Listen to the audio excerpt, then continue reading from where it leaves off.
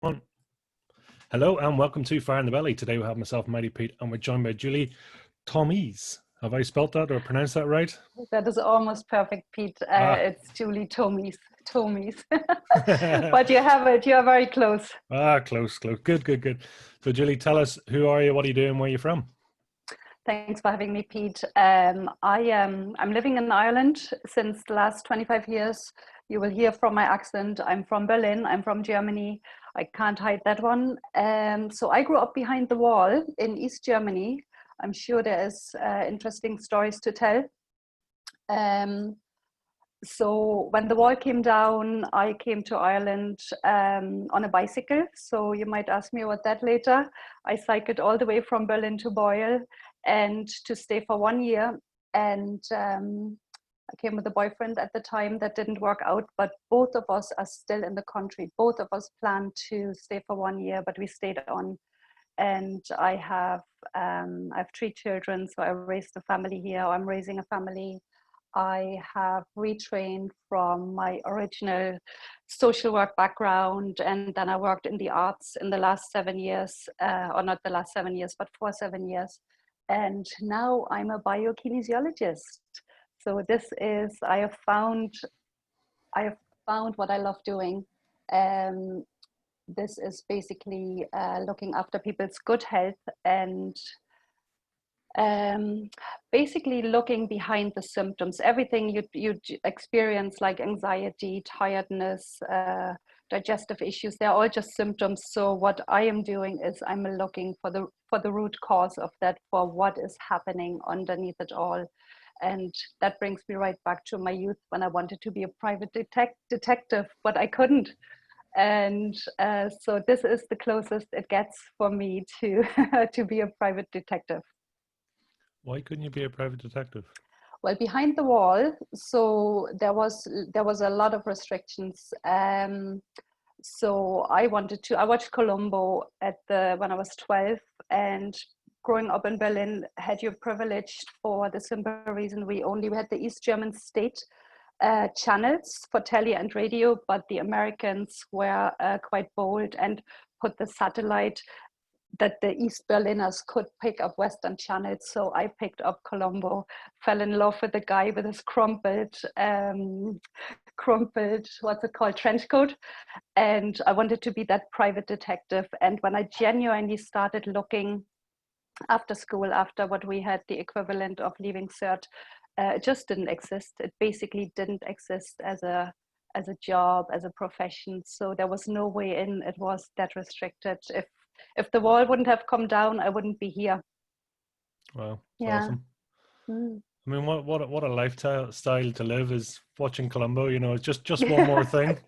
And the dog, what was the dog called? I can't even remember now. I forgot the dog's name as well. It's so long. I must rewatch it.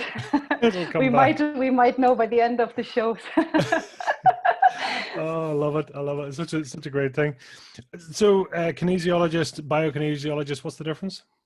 The difference is, first of all, there is no difference because we use the same tools of muscle testing and looking for the root cause. That is what kinesiologists do.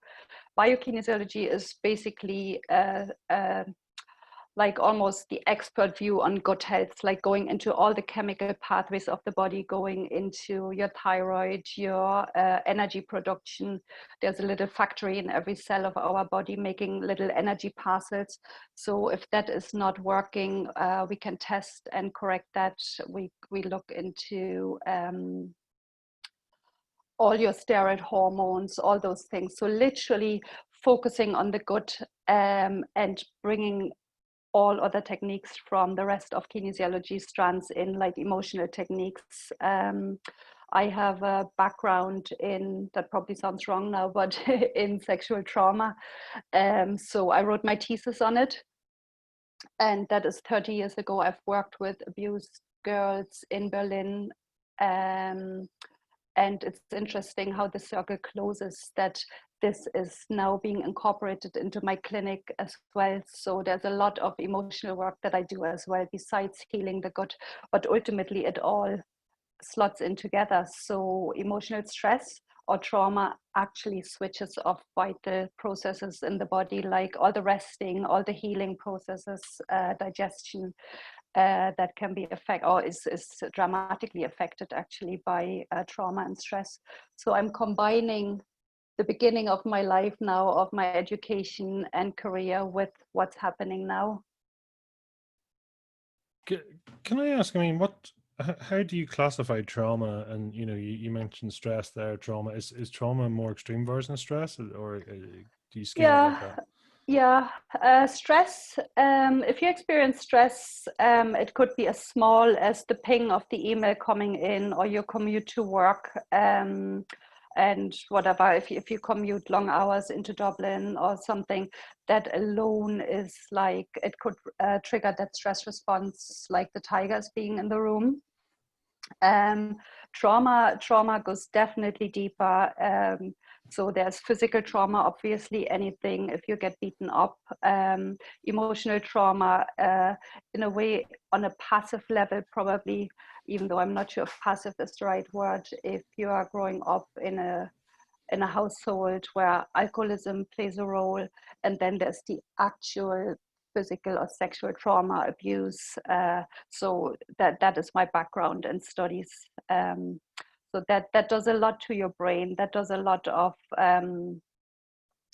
almost dissociating from yourself. So you could almost live in two brains, and what's the word? Dissociate is a word, isn't it? Yeah, to switch off from that, to not feel that pain, and develop strategies, I guess, that help you at the time to push through it. But then if you bring them into adult life, and let's say you absolutely have no ability to attach to anybody anymore, or to trust, so that is when it becomes hindering. That's when you need to do work on that. So am I right in saying is the human body going into self-preservation? I mean, you get Yeah. some extreme circumstance and just it's sensory overload. Yeah, yeah, you could call it that. There is the central nervous system. It basically, it's almost like a switch that flicks, that goes into high alert, like flight or fight or freeze even. And that switch, when it's in that when it's flicked over to that state of mind, it's basically the physical body, like all the processes that should be happening, that we want to be 95% of the time, and you know, where sleep is happening, where healing of the cells and resting is happening. So that cannot happen when you're in flight or fight or freeze mode, or not very well. So that is when certainly you may have symptoms later. You may have tension headaches. You may have actually high blood pressure. Those things could come in. Your thyroid could slow down. So all those things could be kicked off by emotional trauma. You're probably talking about half the population right now, right? So. There's a lot going on, Pete, and interestingly enough, in lockdown, same as yourself, my work pivoted into a completely different way, from like not 100% from 0 to 100, but from mostly fixing people's gut health, meaning looking at how digestion is happening, reactivating your enzymes, the little guys that break down your food, checking what the liver does, fixing the pathways of the liver so daily detox can happen. All those things too. In lockdown, there was a lot of anxiety. There was a lot of probably depression as well, but anxiety most and foremost. It was unbelievable. And yeah, so I've seen the direct link so much more than ever before. Like somebody getting stressed, everything else stops in the body to work. Can you do any of your work remotely, or is it Yeah, all hands-on based? yeah. It is. It was hands-on, and what I did was, you see my bench here. Should have tidied actually. Um, so it was hands-on, and I would have done remote work with friends and family, and with a girl in Canada. She's a student, an Irish student, and a couple of people across the world. But I hadn't realized. So I worked remotely, but almost partly as favors and partly as people that I started off here on the treatment bench. And so I have a couple hair samples from my mom, and just to do the testing. And but I hadn't realized I can do that literally around Ireland as well. And I got a call during lockdown from a girl from not too far, but still far enough, during lockdown in County Sligo, I think. And her question, do you work remotely? And there was a light bulb going on in my head and saying, I actually do. So it's possible. And I adjusted all of that, you know, so now the client questionnaire, the form, the initial questions that indicate already for me where to look at, that goes out first before I even see the client. So depending if they come here, if it's remote, they get a full treatment plan sent out rather than me just handwriting it here. So there's a lot to be said for that as well. Well, suddenly And the world is yeah, your oyster. That's the yeah, beautiful thing about it. yeah, So, yeah, 100%. And those people, you know, they save the travel time, travel cost, the actual hour. I spend about 30 minutes with them on the phone, hmm. check energetically what's going on there, and you can pick up a lot. You can see from skin tone, even puffiness under the eyes. So it's same as a doctor would look at you, that we pick up some visuals that way as well. And then the rest goes tested remotely by hair sample and energetically. So it's great. I don't mind telling you, I'm feeling slightly self-conscious right now. You're right. You're far enough away. It's all right. I don't have my reading glasses on. It's okay. Yeah, it's like suddenly it's like, yeah, puffy skin. Yeah. I was like, oh God, where are we going with this? You know? You're absolutely all right. It's back to school. I'm well aware of my puffy eyes here as well. Oh, But it's just back to school, and you know, it takes a couple of weeks in my house for that one, for starters. You know. it's great, isn't it? But so tell us, what does fire in the belly mean to you, Julie? Well, the first thought, and probably many people say that, is the first word that pops into my head is passion, and you know that is. And I am, as a person, I think personally, I think I'm passionate. I don't really do lukewarm.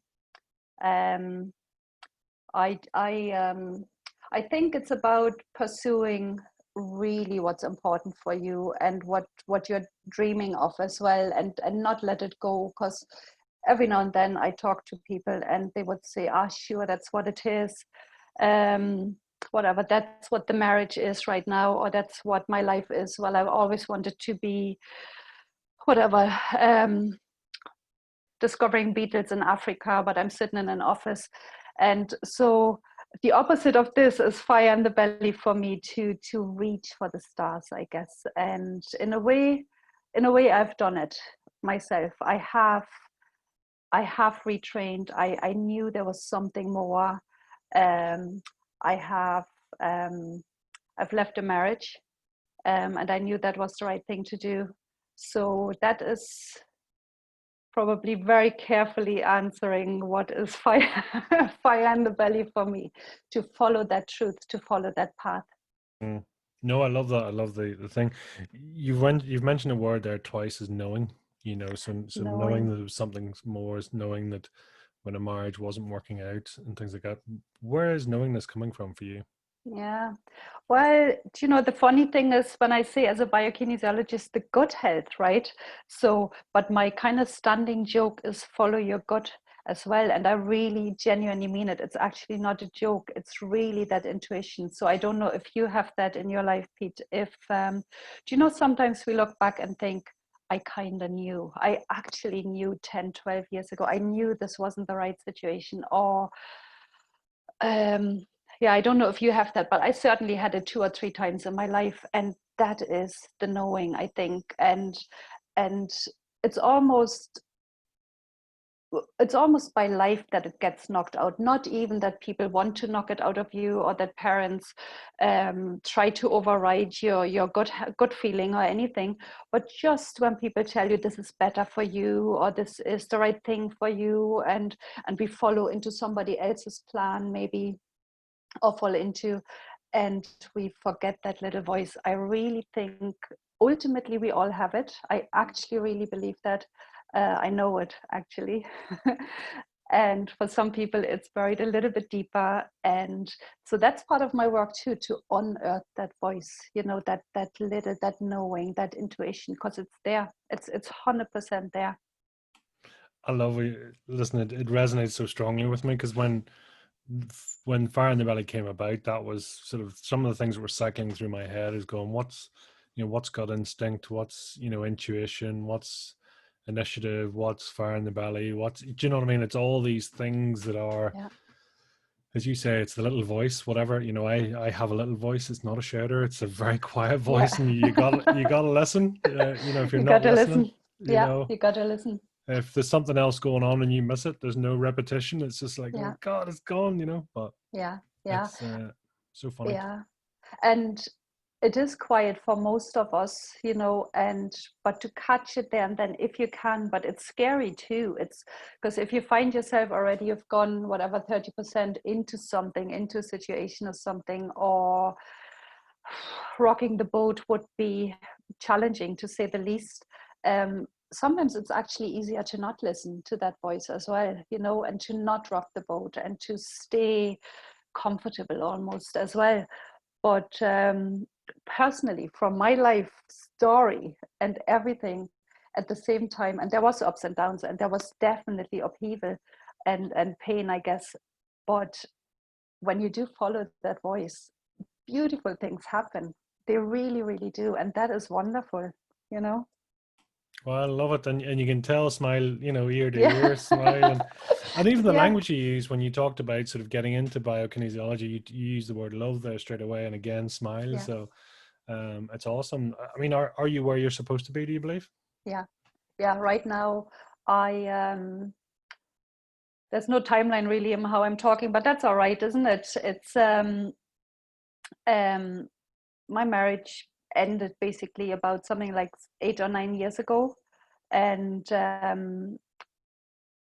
there was me with 3 children and financial insecurity. So I left even a secure, financially secure marriage. So that was big, and it's big in the west of Ireland. It's really not the done thing still. Very difficult to break the news to the neighbors and everybody.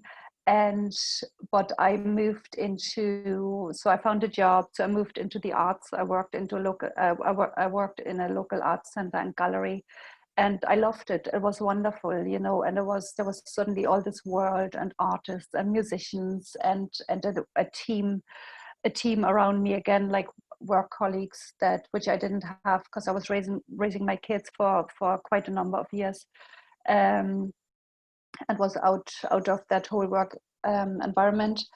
And at some point when I came across kinesiology, first of all, I thought it's a colleague of mine now, but it was when I was actually personally sick and I went to a kinesiologist, and I thought he had the cure.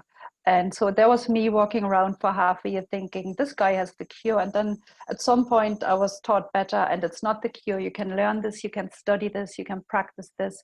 So there was me. It was literally that September I went off. There was no stopping me. There was me finding the money to do that. There was me working around, you know, having the kids minded on those weekends, and it never stopped. You know, I mean, training is complete. I added the biokinesiology on top of the systematic kinesiology because there was some missing link for me, and I love learning as well. And I forgot the question, Pete, that I'm answering. But I just finished that one. So I I went for it. I just went for it because I knew it was the right thing.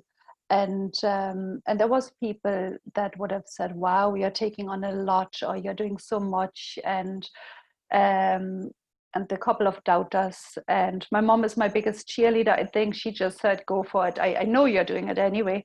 And so I went for it, you know, and I never looked back.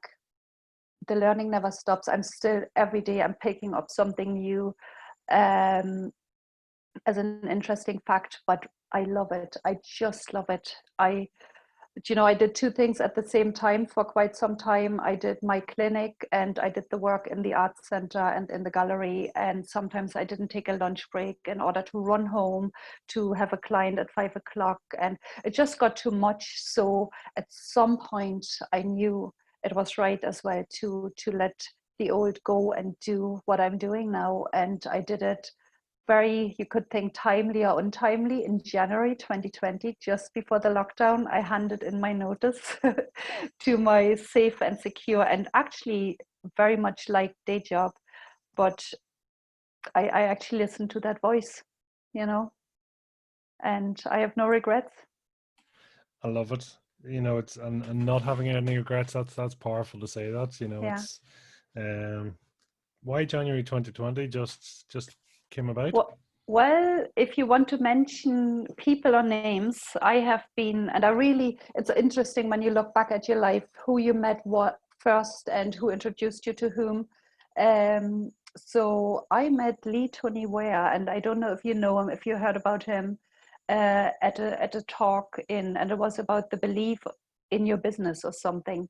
And so a friend invited me over, Johnny Byrne, local in town, everybody knows him, so I'm forever grateful. I don't see much of Johnny right now, but I'm so grateful. So he introduced me to Lee. I went to that talk, and it was all about belief in your business, and there were in September 2019, and there was me already toying with the idea but not knowing how to pull it off, how to jump into the unknown basically.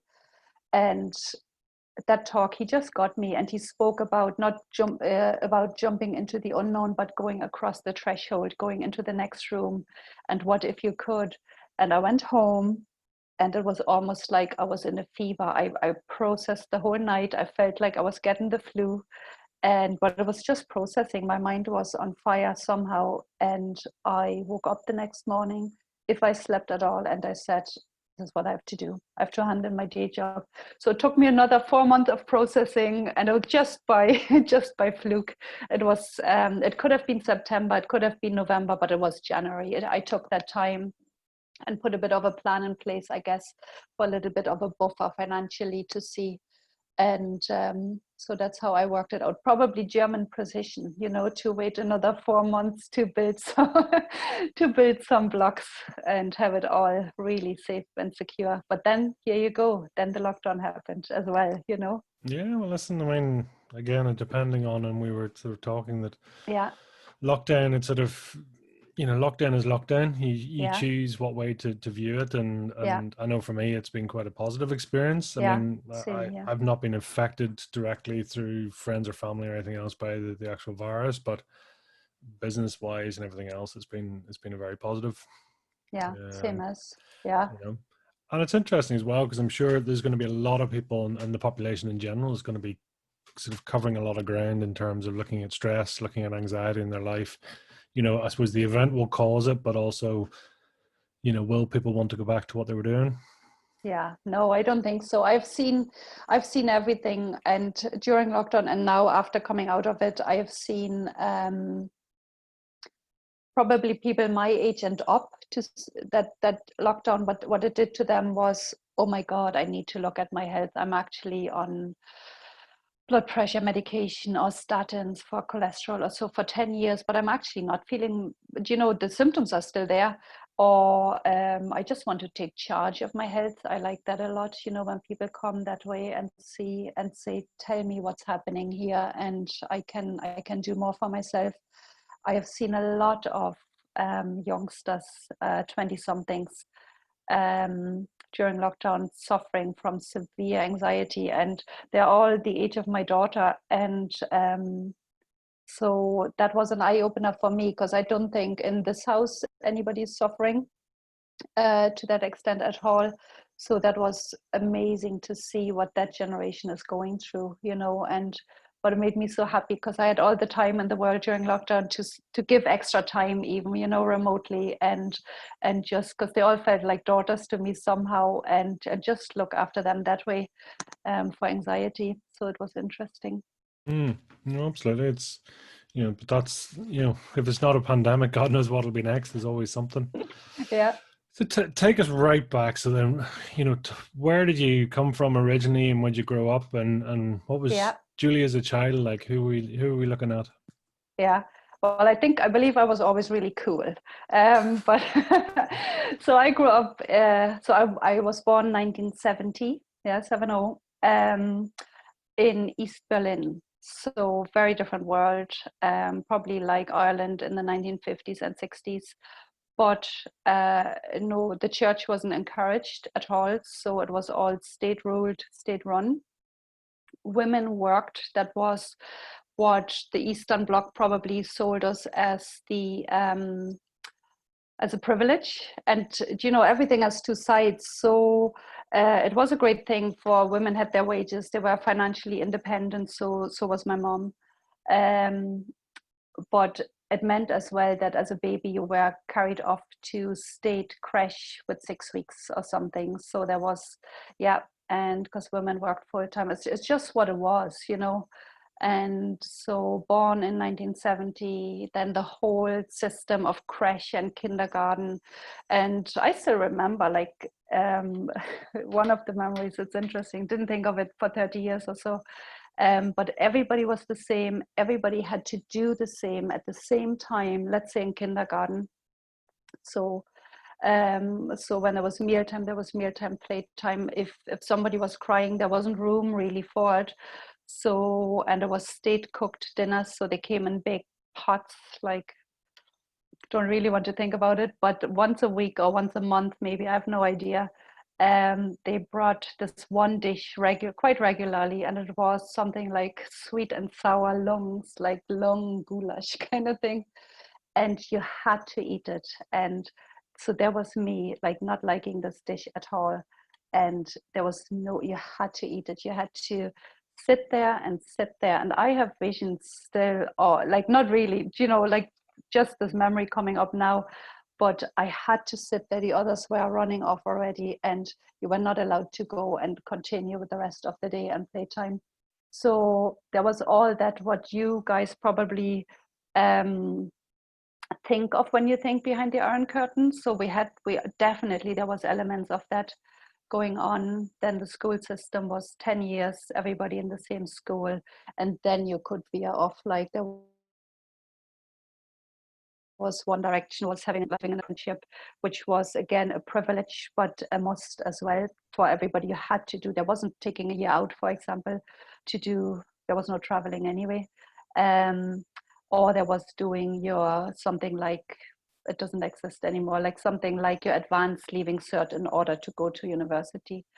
So all very much of the same, like everybody was the same. We all wore the same clothes because we didn't have much. But there was beauty in that too, because it didn't really matter, it didn't matter what you had. So it really mattered how you connected with people. So there wasn't people that had better clothes or cooler boots or gadgets, I guess. So we all had the same. So we paid attention elsewhere, I guess. And have you siblings as well, or?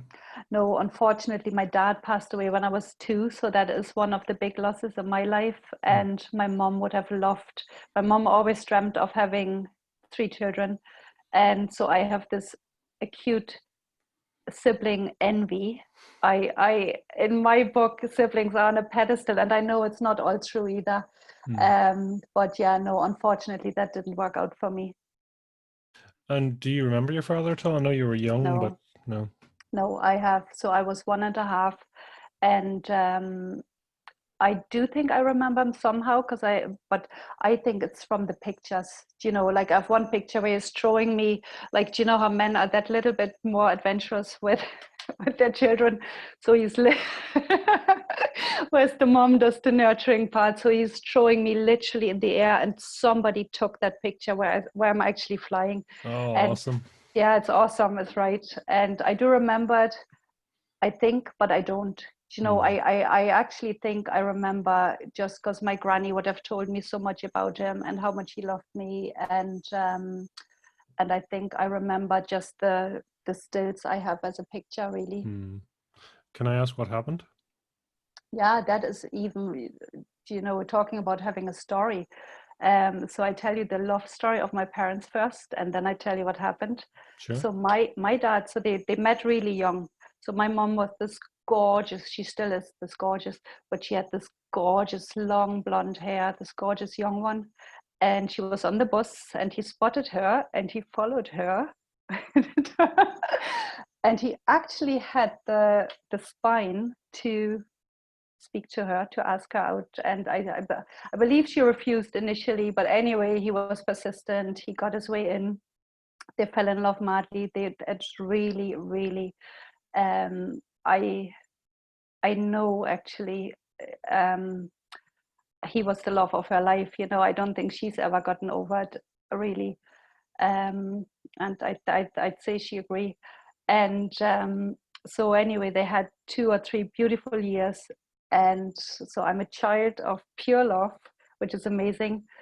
And but what happened, and that shows you the restrictions of the system behind the wall as well. So my birthday is on the 13th of November, and he was drafted for that state, what's it called, that state army, that compulsory part of the army that you had to join. So every male in the Eastern Bloc had to join the army for about, I think it's 18 months at the time.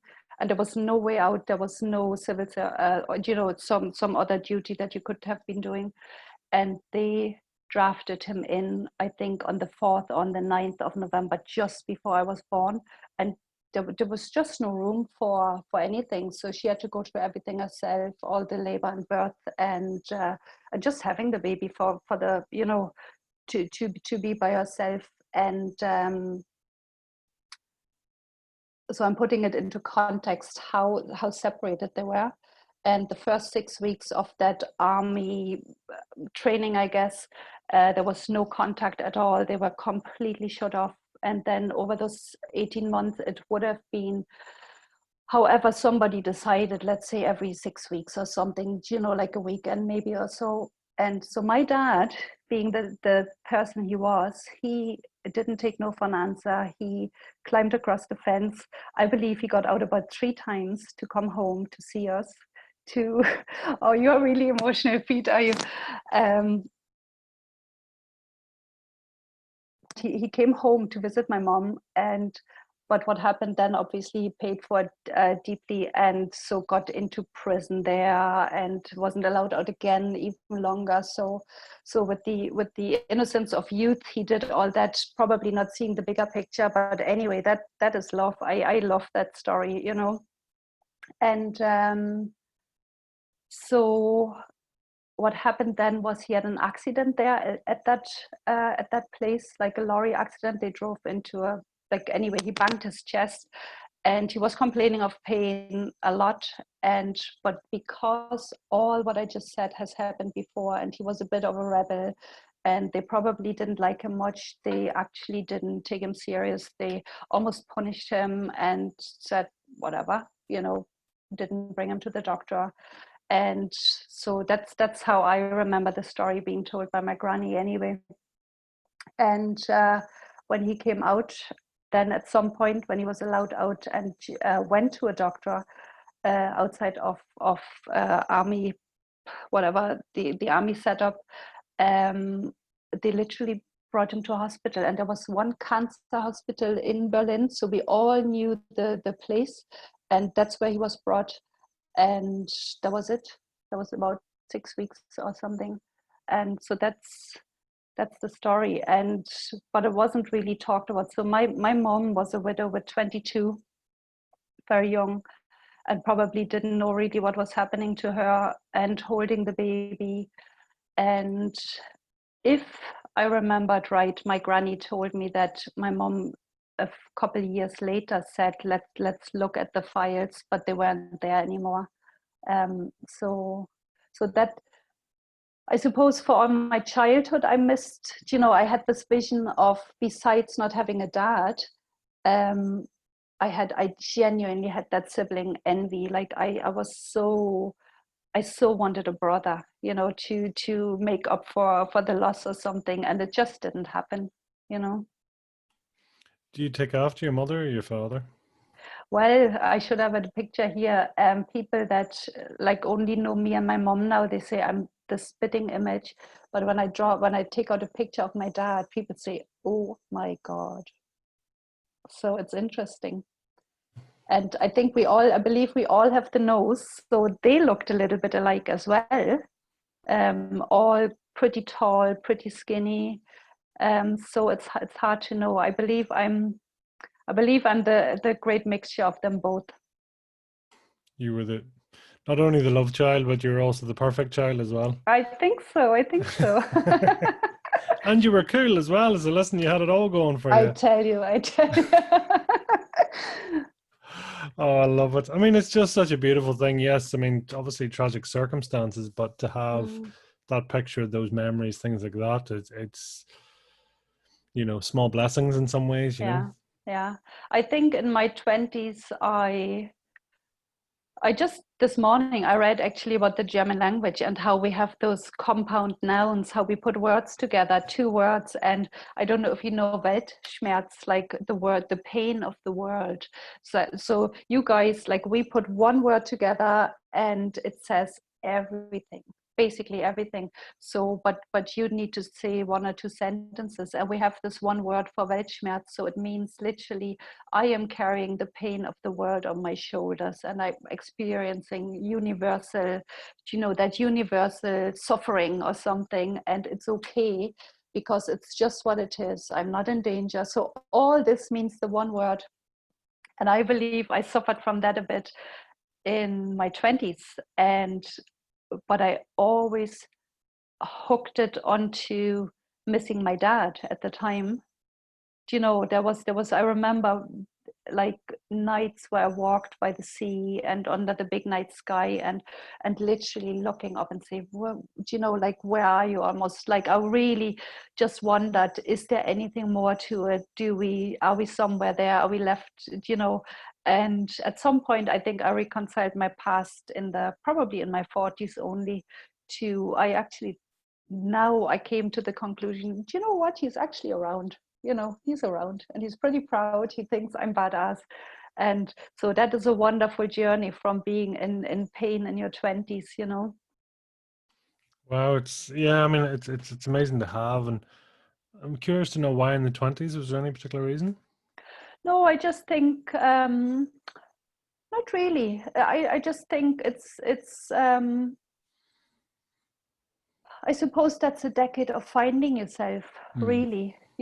And when I see my daughter now, and she's really badass herself, and but she might not know it all the time either. And I think if I look back at pictures of myself now in my 20s, like being on holidays, and there I see this, oh my god, legs down to the floor and long blonde hair, and you know but I didn't know it at the time. When you're just not so sure about yourself, or when you don't follow that voice, when you don't know how Mm. strong you really are. I think that's what your 20s are partly for anyway, to figure all that out. And then when you have a little bit more figured out, you feel so much stronger. I was wondering, 'cause sometimes, and it's common when people become the age that their parents were when something happens or when you were born and things like that, whether there was any sort of crossover.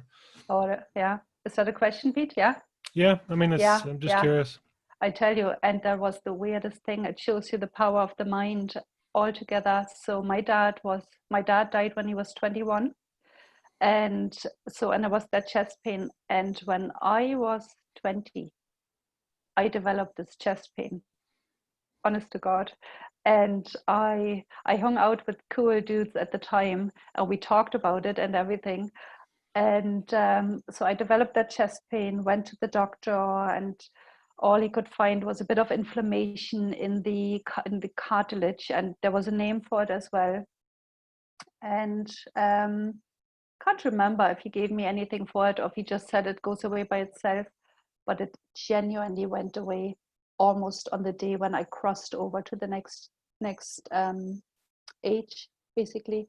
And because there was a little thing in my mind, what if, and there was a time in my life when I fretted a bit over getting cancer. But that shows you how the mind over everything, really. you know I think the Oh, body, yeah, the body manifests after.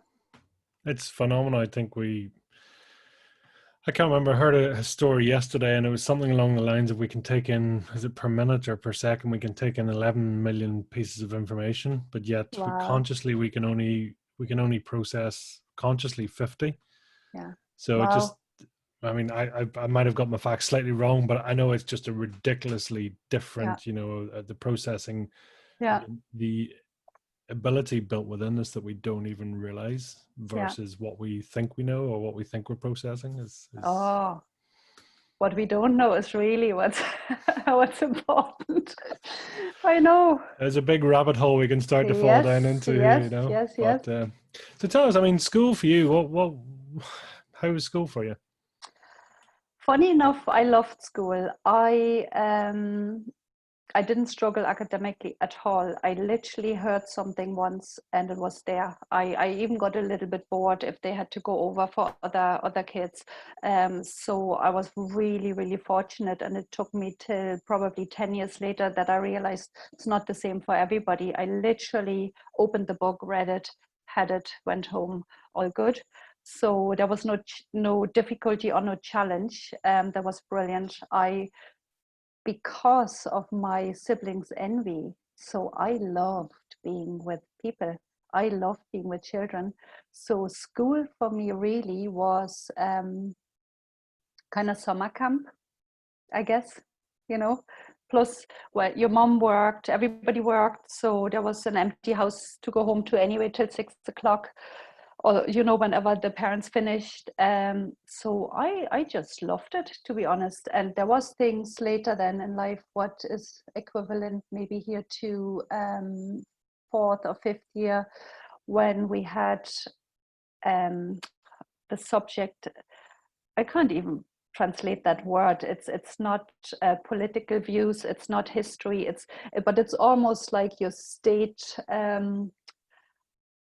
like what they wanted us to learn about the world. Really, how everything works. And there was times when I thought, well, my granny taught me that different, or I saw that different on that telly that the Americans let us watch, from through West Berlin channels. And um, so there was definitely questions, but we really knew there was that two-sidedness to everything, that we knew not to say it.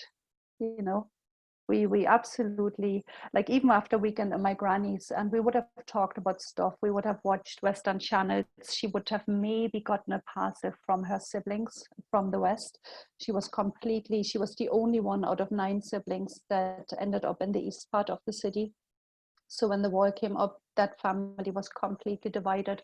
So there was parcels with chocolate and coffee. The, like, your prototype of what you think what happened, it really happened.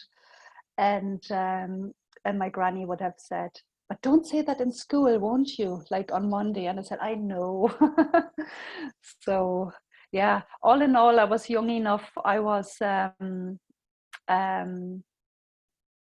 so the wall came down when I was 19, so that meant all my school education happened, like, in the eastern part, but I was still young enough to may have not rocked the boat, to may have not gotten in trouble, even though I had this longing to see the pyramids. I must have seen a picture of the Egyptian pyramids with 12 or 14, and I hooked onto that and felt I need to see them. And so I had longing of that. I had a longing of probably speaking freely, but at the same time, I was just at that age where I wasn't rebellious just yet, and so didn't get in trouble. Whereas a boyfriend that I had later, his brother was another few years older, so he was in prison, for example, for opening his mouth, and so 5 years in age difference could have made a whole difference of how you experienced your early years behind the wall. I mean, it's such a foreign concept to us here in the Western world, and first world problems, and things like that. Yeah. It's just it's so foreign that it's so hard to even get your head around. Yeah, it's hard even for my kids. Like, geographically, we go back to Berlin every summer, not the summer, but usually. And so they see the country, they see, or the place, the city.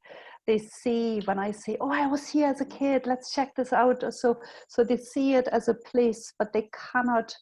My own children cannot understand the system that has changed, you know, that I really wasn't allowed to say, I would love to travel, you know, that we really weren't allowed to get in and out of the country, you know, apart from a couple of countries towards east. It's hard for them to see because they see the actual place as a geographical thing, you know.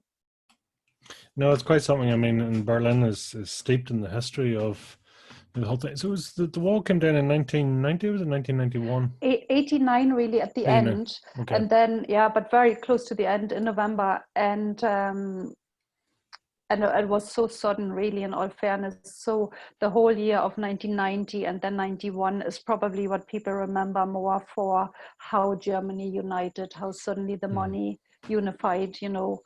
But it was, yeah, it was November 89. Yeah, Mm. I won't forget that, you know. I'm sure. I mean, you had so much going on in your life, you know, Mm. between, you know, that was sort of the age your mother was roughly, well, she would have been 20 when she had you, Yeah, by my yeah. So she was calculations. 39. Yeah, So you were experiencing, you know, this sort of these phantom pains. There was a lot going on. There was the wall was coming down. There's, you know, sort of freedom, things like that. So that was a pretty momentous age, it seems. yeah. Oh, it was mighty. It was mind blowing. What happened was that we had, again, Berlin, a little bit more access to information, a little bit more connectedness, and I don't know which city it started, if it was Berlin, I can't remember, or if it was Leipzig, but anyway, the churches who were quite suppressed during the times behind the wall, they had opened their doors to look at what's happening. Do you remember, I don't know if you remember that, Peter, if you're too young, do you remember the shooting on Tiananmen Square in China in Yep. June? So that was the same year, right? So that was 89. Mm. So us in Berlin, we saw those news and then switch over to your East German channel. No word for it from it or about it at all. And so there, and that is how the uprising started in the Eastern Bloc in Germany, anyway. And it's mad to think, before mobile phones, before the internet, how we still connected, how one person saw something, one person got a book from the West somehow, you know, smuggled into the country about the power of truth or something. One person saw the news and carried it further, and one priest may have said, look, let's gather, let's talk about this on a Monday night. And forward a few months, and actually the whole country, most cities had the Monday night under the roof of the church, where the youngsters, including, or like, there was that amazing age of being 19. So we were part of that, where we gathered, where we talked, where we had what you'd call probably peaceful protest. And the guards were there with their, I don't know the English word for it either, their water bomby things, their water, or their gas, what's it called? I don't know. Um, just like a water canister or Yeah, like the water, like where they spray water at people anyway, or the gas things. oh, So mm. they were on standby. Um, but all we wanted was really to either talk about what's happening, you know, to actually have the truth out, to not be lied to anymore, you know, to have proper news, not just slices of a little bit here and there, if at all. And ultimately to travel, I guess. You know, I wasn't really, there was a lot of people that looking back, that would have said we didn't even care about um, all the really cool things. We didn't care that we didn't have McDonald's or anything, but we would just have loved to travel, and we would have gone back. We actually would have gone back because we loved our life, we loved what we had, but let us out for once, let us see the world. I mean that's it. I suppose control is something, you know, or freedom, the Yeah, ability to choose, you know, what you want to do and yeah, not to be told. yeah. I mean, I'm sure your mother's generation and your grandmother's. I mean, this must have been such an intrinsically huge part of their lives. Yeah, yeah. My mom, she never forgot. She was 11 when the wall was built up overnight. And she remembers to this day her last journey across the city, from on the S-Bahn, on the city train, like going to the other part, the more developed part in the West, as it was. But before the wall was built, and she got this amazing set of paint, of acrylic paints, and this like whatever 48 or so. So we only had 5. We literally had 5 water-based paints. And so she got this set when she was 11, and that was the last action she did before the wall came up. Got up. So that's interesting. And then she was 39 and she was in tears. I remember that. But the interesting thing is that she felt it was all too late for her. So there was she, 10 years younger than I am now, thinking, oh my God, I spent 28 years behind the wall and it's all too late, which didn't prove true at all, you know, but that was her initial reaction, that she thought her life almost had been wasted behind the wall. Oh, I'm sure, and the stories and everything else, but it's amazing when you inflict that on people and the impact it can Yeah, have yeah. yeah. So tell me, through school, I mean, what was your intention, or what was your aspiration for sort of post school university? You know, what were you thinking? Well, I really wanted to be a private detective. Colombo. Yeah, Colombo is there. And I really, that was my dream from 12 onwards. And then I realized when the whole uh, process started of looking at apprenticeships or studying, and I was genuinely that bright. I had a couple of teachers saying, you go off and study, but I didn't feel like it at the time. And again, I actually followed my path.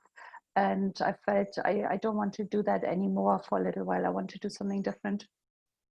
And so I was looking at the apprenticeship at the time, and I wanted to be a goldsmith. That was the second best that I could come up with after being a private detective.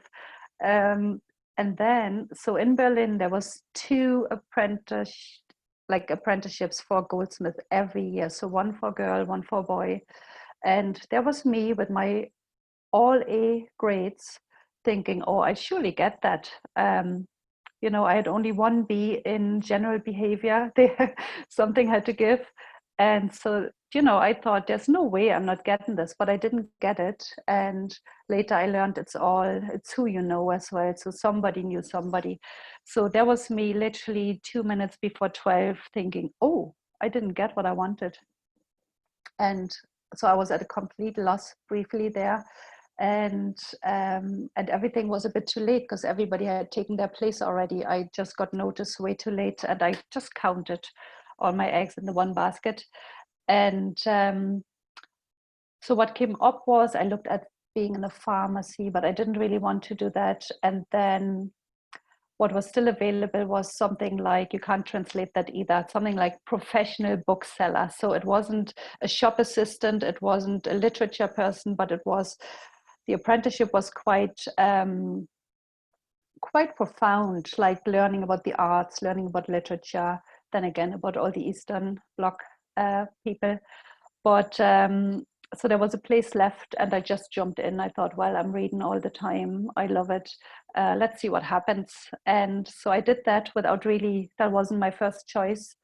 And it was definitely interesting. It was in a different city. So there was half the time the theory was in a different city in Leipzig, in the south of Germany. There was me growing a little bit of wings, you know, still all behind the wall, but going on a train every week and everything, living in something like a boarding school, I guess.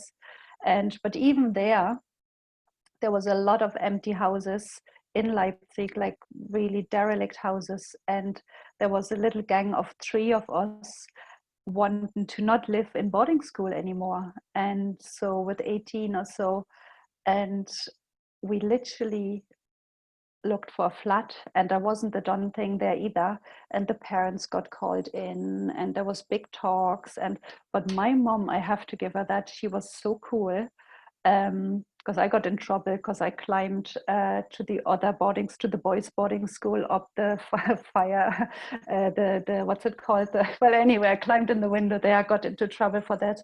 So my mom had to absorb all of that and give her consent that I can actually live outside of boarding school with a couple of friends, which was really not the done thing. So that was interesting. There was already me starting to, I would have gotten into trouble if the wall wouldn't have come down, I think, but but I was lucky that way. So So I learned a bit of living for yourself that way, and I learned about probably the system in another way. In the practical setup of that apprenticeship, we were in a bookshop basically, so 6 or 8 apprentices, and there was a lot of boredom as well because there wasn't interesting books really to be had. Everything was censored. And I would have gone one day and just took out everything out of the window and started redecorating, thinking that'd be cool for Easter or Mother's Day. And I got into so much trouble for this, for taking self-initiative. So I think those things, besides the knowledge that I got through, about the Russian poets and all of it, but I definitely learned about life. And again, to your gut feeling, because I knew that was so wrong. There was me giving my absolute best every day, just even without effort, really. It just that's what I did. And I got in trouble for redecorating a window, like deeply. And I could feel that from the bosses there. They really hated the thought. It was almost, it put them at so much discomfort, I guess. Like, what's this one doing? What's she doing that for? So it's really, really interesting, but that was close enough to a year later, the wall was down and stuff started to change then. I'm sure. I mean, it must have had a huge impact on the country. All previous restrictions, limitations, etc. That just were banned overnight or just got rid Yeah, of. yeah, a lot. It went quick. Like, good stuff got packed in as well. Like, we had an amazing recycling system, for example, like glass bottles. There was very Mm. little plastic, and so good stuff unfortunately got packed in as well. And I can come back to that later if I remember a few other things that I really liked.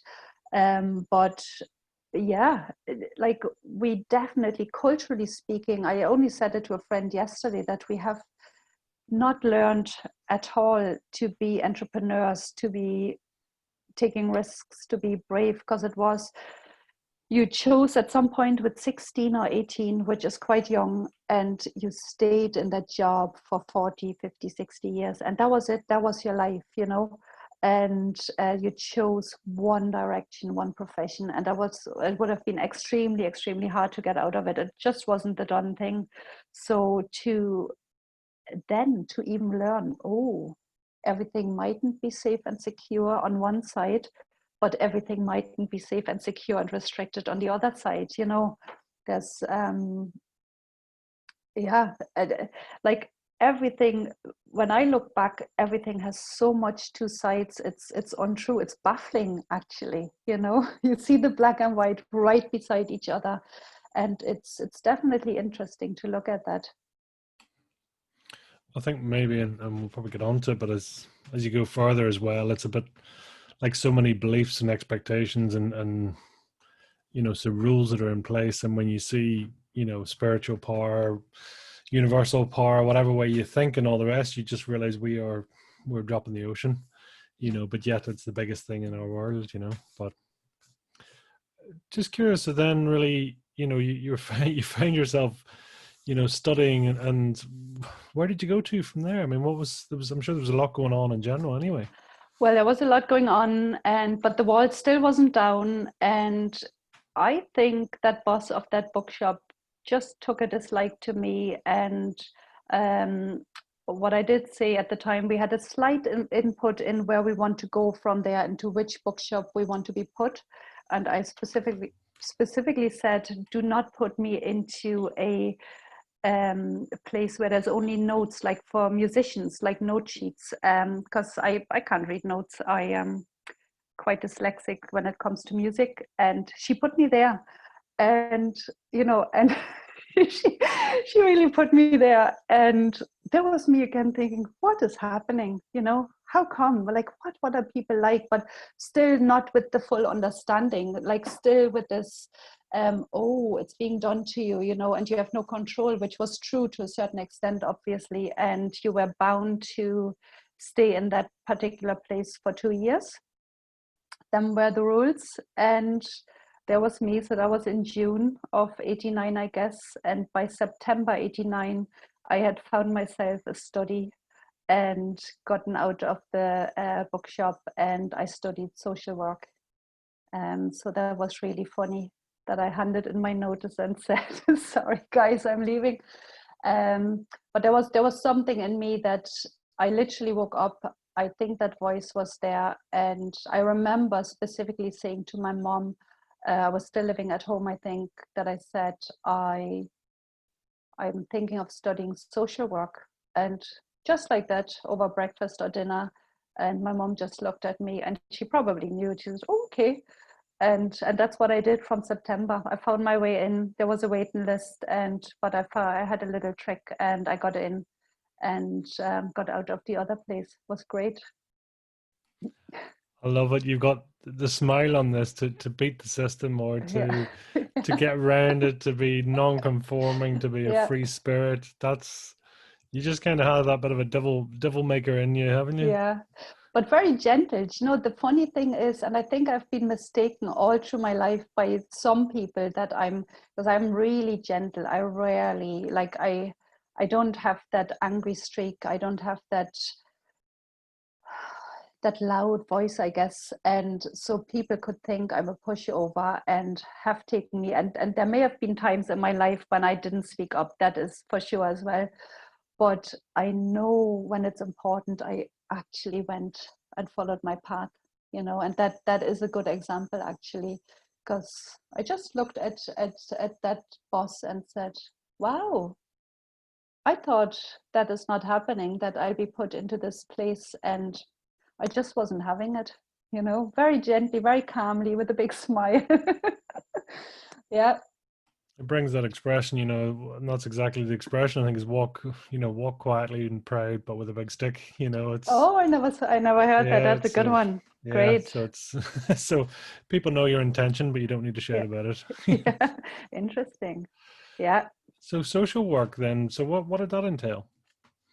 Well, it was still behind the walls. So because the system told us there we have no social problems at all, we don't have the need for social work.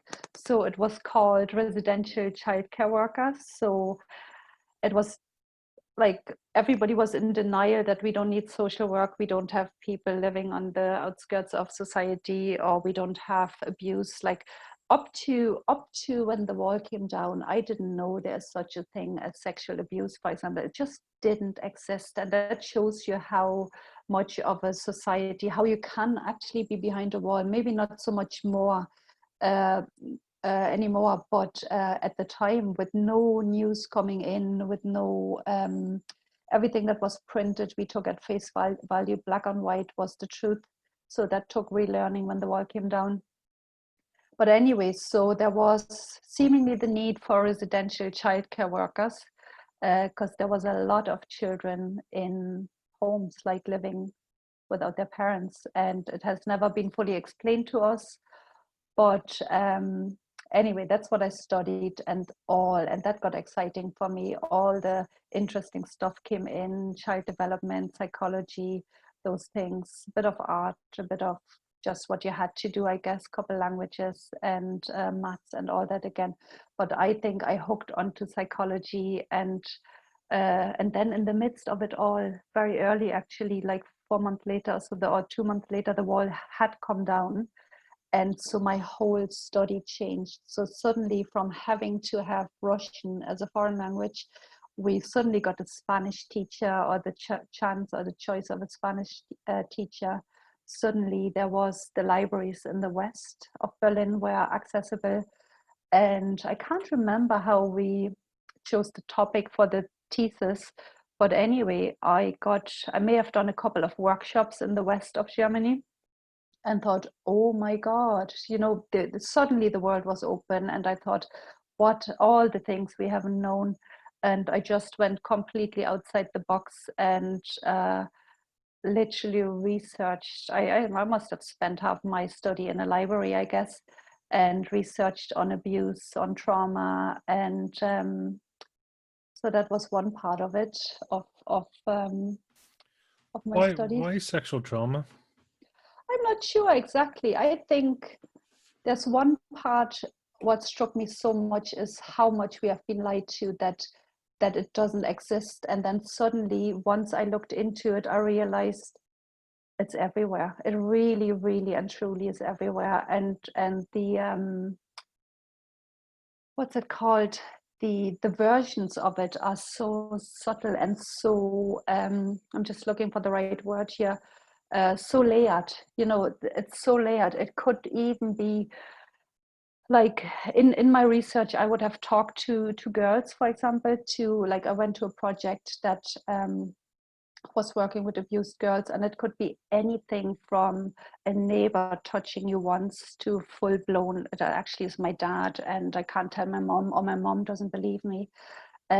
So I just felt it was almost, I didn't really care about the grades or the how it was marked or something. It almost felt like I need to educate all of us because we didn't have access to it, you know, like on a different level. But I come back to that, Pete, if I didn't answer your question. But on a different level, I had a friend then from the West, and so we politically speaking, we talked a lot, and he threw in names, and he talked about Trotsky, and he talked about the Hitler-Stalin Pact, and there was me. I never heard about Stalin, but we learned for 2 years. We talked about the Second World War, and I never heard about the name of Trotsky. And but we knew everything how they wanted us to know about Lenin.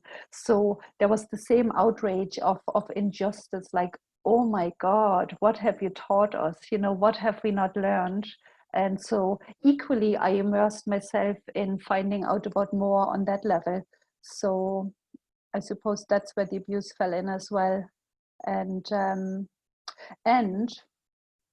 I had two incidents where when I was quite tiny, quite like I have no idea anymore if I was 6 or 10, but where a guy, for example, followed me home, and I just got out of it, what was slightly hairy for a brief moment, and I nearly went into an archway with him, but somehow my gut told me, and I made up a story, and I actually legged it and ran.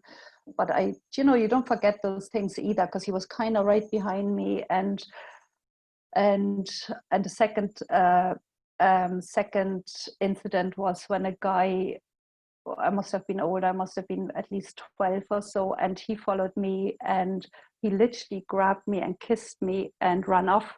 And that was it, and that was the end of it. And he was probably only like, he seemed like an adult at the time, but he was probably only 17 or 18 or 19. And but even looking back now, how as a society nobody was equipped to know what that is or to talk about it. I think I went home and told my mom, but she didn't, nobody knew what that meant, you know. And it was almost like, oh, we shush it under the carpet, so if we don't talk about it, you don't feel it anymore, or so, you know. So I think there was one part of me lifting the carpet on things. It's amazing. I suppose it's just, in fairness, you come across as having a sort of a mindset of curiosity, a mindset of sort of freedom, right and wrong, things like that. That seems to be fundamentally in you. I mean, was that part of your upbringing, do you think, or? No, I really think true, because somebody else said that, almost a justice thing as well. Um, I'm not sure. I think that's really how I am. You know, I think I had, you know what, actually, I think I had so much time as an only child. I really and truly, I think my granny sometimes said she looked in the room or in the garden, if I'm really still there, and there was I talking to myself in the sandpit or amongst all the daisies, making stuff out of daisies. And but I was constantly talking to myself. I don't know if I should mention that, if it's a healthy thing, but I did anyway. And I think I processed a lot, and I think I questioned a lot and looked at a lot, and without knowing where it's coming from or put my finger on, but I do know I always had a thing for the underdog as well. When I see injustice, when I see anybody being bullied, as simple as that, my heart goes out and I really feel I need to step in. So I'm not sure where it comes from, but I have that in me. It's amazing. Yeah. It's funny how we see traits that come through, and whether it's from parents or environment or what, and that's okay too. So really, where then? I mean, you sort of got to the end of your social, or you're sort of doing your social work side of things, and is that something you really enjoyed, and did you Yeah. continue on with that? I loved it. I did. I got a job after, and all the placements were still very Eastern Blocky like. They were like in residential homes, quite restricted. But then my actual work after the studies I found was funny enough in one of those projects for abused girls, but not a residential place. They just came every day whenever they wanted after school, and I think closing time was at 10 maybe or something. And so what we did was we approached it through art and cooking together, drama, the whole body image coming through, singing.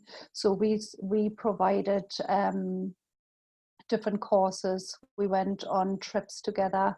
And the beauty of it was, it was 32 hours a week, suited me brilliant. I loved it. Suddenly I wasn't in a 40-hour day job. And I could bring my little dog to work. He became the mascot of the place. All the girls loved him. He went on. We went on a cycle trip up to the North Sea. I think like for days, for weeks. And so the dog got a little trailer. All the girls were with us. So I have memories of that. I loved that job. It was wonderful. And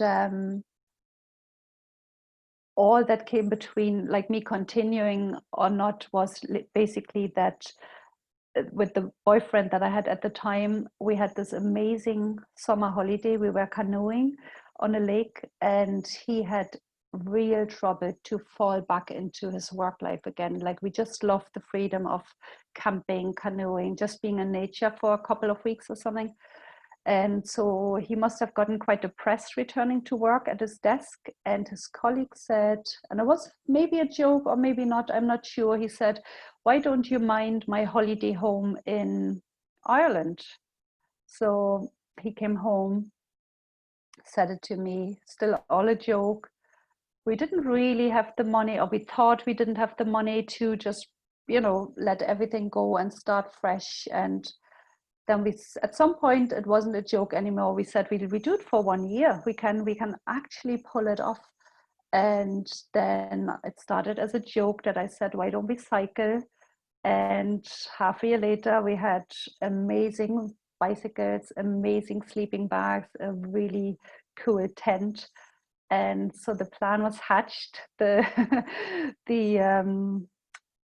things were put into place, actions were put into place. We chose a date, and we chose the date of the 1st of May just because it's a public holiday, but we went on the 2nd because the first one, it was lashing, it was raining cats and dogs. So we waited one more day, left on the 2nd, literally from the doorstep in Berlin. And we only had 1 or 2 rules. So we had a bit of money.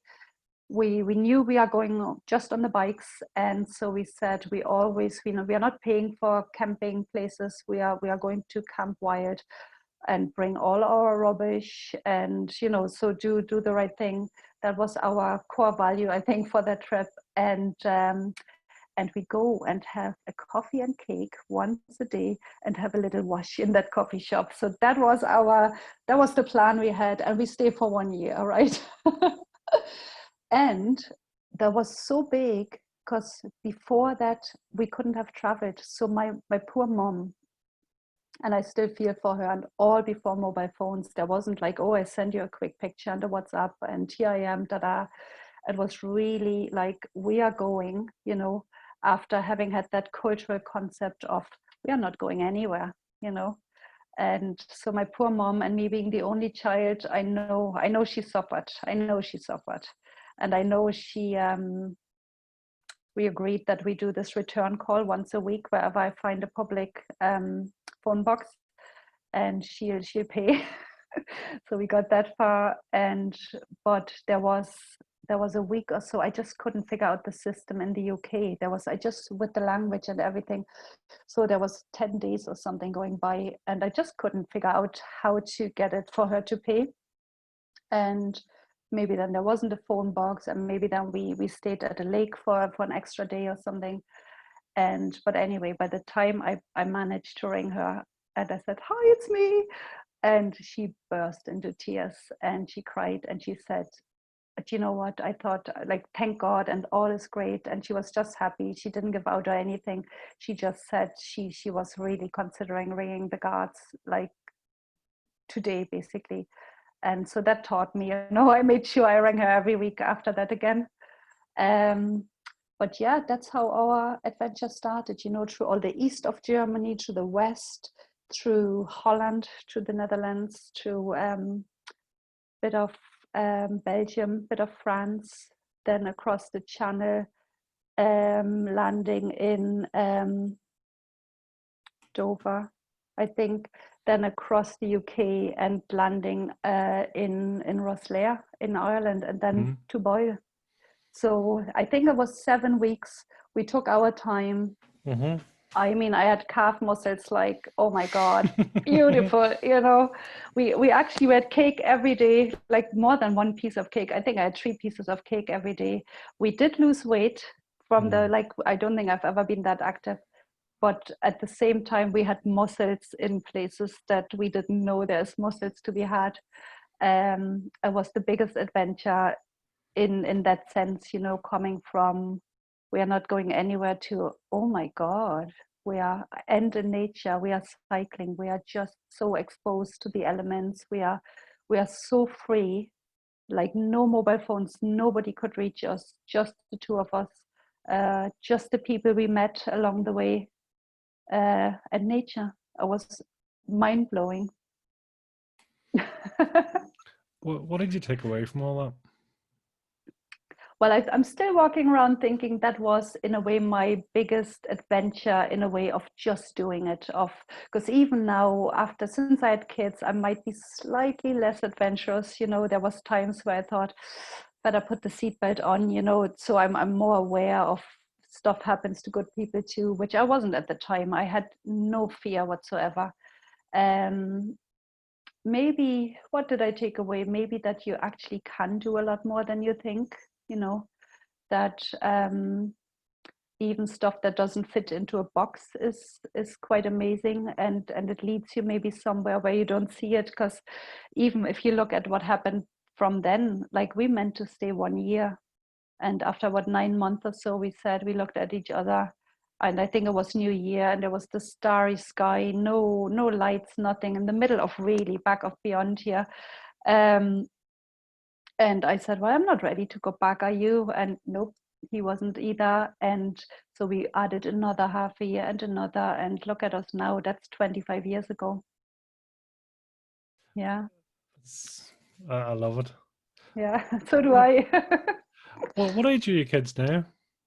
So my baby, he'll be always my baby. He's taller than me. He's 15. And 15, 17, 2 boys. And my daughter is 22. So they are all, I'm nearly there, but the beauty of it, and I knew when I had the 3rd one, I knew it was the last one. It was literally giving birth and thinking, this is my last child. There was almost that knowing as well. And so I took everything in.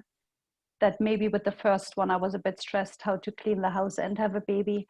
I just didn't do any of that with the 3rd one. I took it in as the sheer blessing of what it is. And I still call him the baby, and I'm lucky in a way. He's 15, he is a boy, but he is still so hugging and cuddly and loving and kind, and because that's the last round with my own kids anyway. So I call him the baby, but yeah, no, he's taller than me. Wow. Yeah, we're out of nappies for sure, And I do know people say it's differently challenging, and it may be, but personally, I'm experiencing this whole teenagehood and puberty, I'm experiencing it quite well. I'm actually loving it. I'm finding it a lot easier than the baby years. Mm. Well, that's well. I mean, yeah, it depends. Obviously there's a lot there. Yeah. So you must have been, if I've got the math right, you're about 27, 28 when you had your daughter? I think 27, 28 or 29, something like that. Yeah. Mm, With the half. mm, Yeah. Yeah. Yeah. mm. Not that young, not like East Germany would have made you have your kid almost with, culturally speaking, you would have felt ready with 20. Mm. And so I was quite late, broke the mold there. My granny had my mom with 20. So you always have very young grannies that way and young Yeah. moms. But that is changing. I say yeah, because I mean your daughter's now at the age where you were when that was sort of a very pivotal moment for you in so many ways, and Yeah. but she hasn't declared that she wants to cycle off to No, no, she is a not little bit yet. more, no, she's a bit more of a home bird, but she certainly doesn't like the Leitrim weather, the grayness. And even this year, I can tell this summer, I think there's a bit of the small townness is, I think at some point she'll fly further than I like it. But the family joke is to please go to a warmer country. So at least I get sunshine that way when I visit. I Oh, have to let them. Yeah. I absolutely. like, I like without realizing it at the time how cool. I know my mom was in a great deal of pain when I left, because Mm, somehow I think she knew this is longer than I'm declaring and knowing at the time myself. But in her letting me do those things, and her letting me leave this apprenticeship or the job there and study, and even my first night away from home, when I just said, can I just stay at that party? And she just said yes. And it was just what it was. mm, And in me leaving and her not even trying to object, I guess. I think I learned a lot from that. So that's I love. think, yeah, my kids are lucky that way. I think I still have it up here to treat them the same way. Mm. No, it's I mean, listen, it'll pay back in spades. It really will. To Yeah. do it. So you find yourself in Ireland. What are you doing? Well, the first job was, for example, stacking turf for still Irish pounds. I think it was 30 or 40 pounds at the time, but oh my God, it was, it was backbreaking, backbreaking. It was hot. It was 95 or 96. So, didn't know that you bring water to the field, because we didn't even have a car. We were brought by the guy who we stuck the turf for. So needless to say, we didn't do that for too long. That was hard work. Then I helped a bit out at an organic farm, like growing vegetables. That was pretty awesome. I like that. Then I worked in a coffee shop just for money. The first in Sligo, the first more continental coffee shop, where suddenly there was cappuccino, something that I kind of remembered then was brought to the west of Ireland. So, and continental breakfast, that kind of stuff, just a couple of nights a week. And then I fell back into social work, which was interesting. So by fluke, by my then so in between I met the I met I met my husband, or whatever, however you call it, my ex-husband now. And so he is a social worker. So I looked into all the options there, but because the East Germans have declared our social work degree not as a social work degree, but residential childcare worker, I couldn't fall into the same category as a social worker here, even financially. So the backdoor in was family support. So I did that for quite a number of years, and that worked well. But then when my second child, so that was all part-time, I was still a mom all the other hours of the day. But my second born was not happy as a baby. He just couldn't settle. He was crying it feels like he didn't sleep for 4 years basically, and there was me handing him over to a childminder and going to work with other people's kids in family support who partly didn't even want you there. And so that took me half a year to make another decision, quite crucial in my life, to leave a very secure and okay paid job with the Western Health Board at the time. But I just couldn't do it. And because childcare for my own children was difficult around here. So I was a mummy for a little while longer, and then found a more happy job, less hours in picture framing. So then I started going very close. I could cycle to work. That was lovely. And great team, great fun, a little bit of creativity, please match the picture frame to the color of my coat in the photograph or something. So a bit of hands-on, bit of woodwork coming in. I loved it. And so I did that for a few years. And then my divorce interrupted my life a little bit. And You were around the age of 40, you were saying? yeah, 41 or 42, something like that then. 41 probably, yeah. I remember my 40th birthday. And when you try to save your marriage, like some people have another baby, I knew I wasn't going to do that, but we did a kitchen extension. So whatever you try. So I remember having my 40th birthday in that kitchen, in that beautiful new place on a very damp and dark cottage.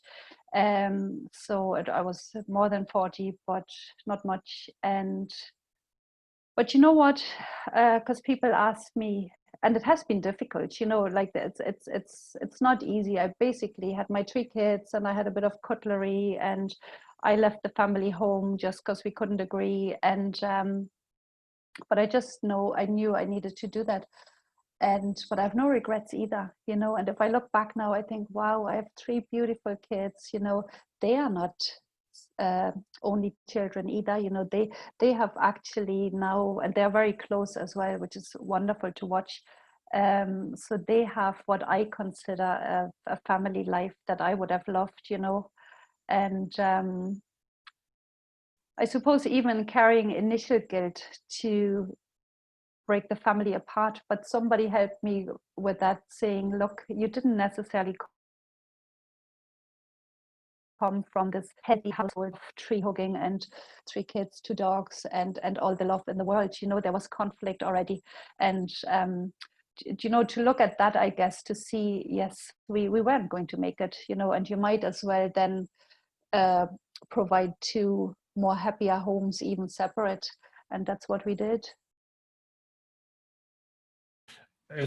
Yeah. I mean, what about midlife crisis? Do you think there was a bit of that thrown in? Well, certainly not for me at all. No, I was way too young. No, I don't think so. Honestly, not. I really think without going. Nothing wrong with a good midlife crisis. I'm all up for it. Why waste it? Go for it.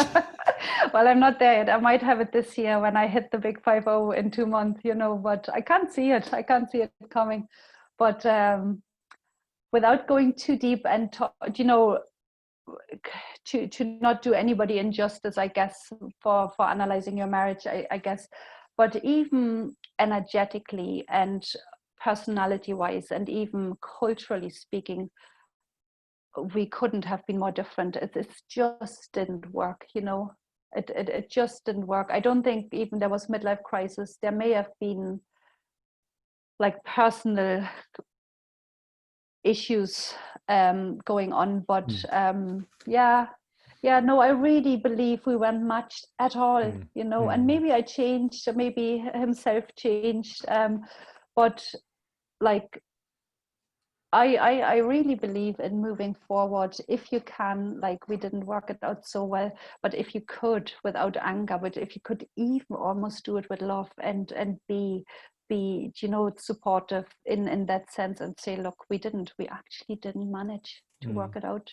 And that's okay too. I mean, I think so. Yeah. So really, I suppose for you, at the point of your divorce, I mean, where did that lead you to, and What was your mindset coming away from all that? Well, I had no regrets. That like I never had a doubt even. So Hmm. to even say that more so, I probably had trouble sleeping towards the end of my marriage. You know, I lost a bit of weight, which I can't afford, you know. So I knew I wasn't really well anymore within that space. And so, but it was difficult at the beginning because there was no housing really greatly available. So we moved into an apartment, which broke a little bit my heart, but I made it all extremely homely and bright and beautiful.